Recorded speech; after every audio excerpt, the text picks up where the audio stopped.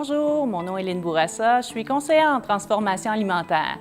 À la base de toute décision commerciale, il faut considérer le coût de revient, comme on considère le coût des matières premières, comme on considère les matériaux d'emballage, comme on considère le personnel. C'est un outil de décision pour calculer le prix des produits, pour calculer la marge bénéficiaire, pour évaluer la rentabilité. C'est un bon outil diagnostique.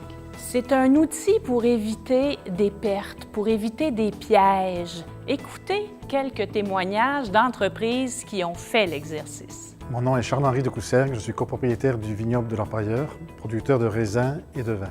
Je suis Michel Lauzeau, je suis copropriétaire de la ferme des produits d'Antoine.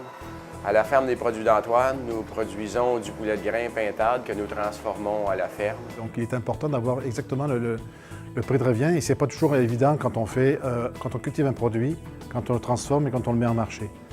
Et c'est important donc de savoir exactement, avant que la bouteille parte dans les mains du consommateur, combien elle nous a coûté. Chez nous, c'est un gros défi pour nous, étant donné qu'on fait presque 200 produits transformés à la ferme. Ça fait quand même 15 ans qu'on est en production.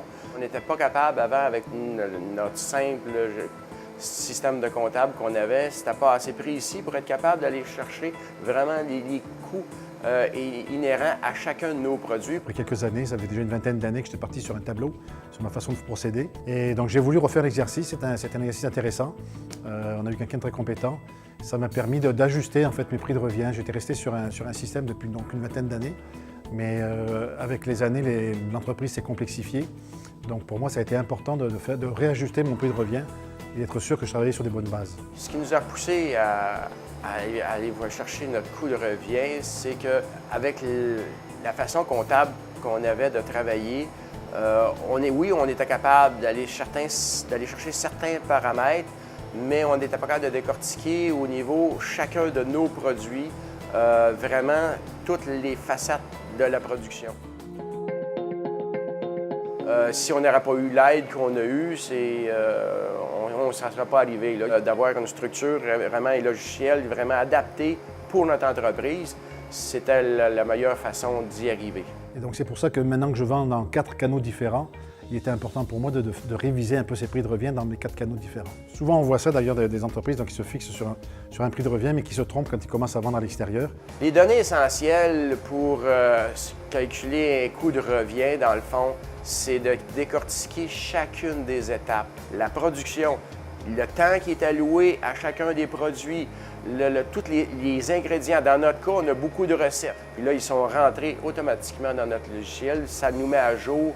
Parce qu'il est important, un coût de revient, il faut que ça aille à jour tout le temps.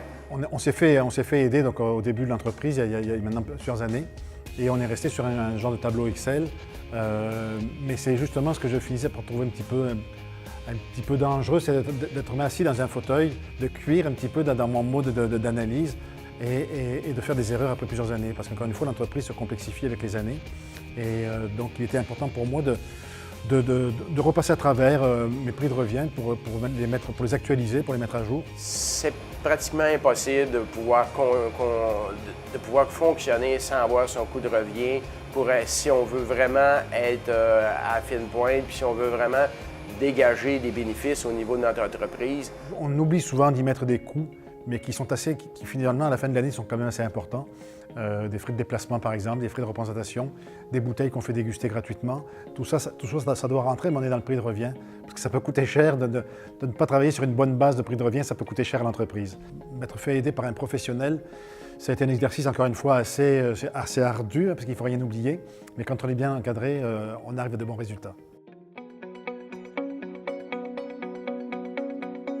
C'est sûr que moi, je pense que le meilleur conseil, c'est de consulter, de trouver une personne ressource pour s'aider. Ça vaut vraiment la peine. C'est quelque chose qu'on ne peut pas se passer. Ça prend quand même du temps, puis il faut prendre le temps de le faire comme il faut. Mais un coup que le système est mis en place, c'est vraiment très facile à fonctionner, très simple aussi à comprendre, puis le résultat parle de lui-même.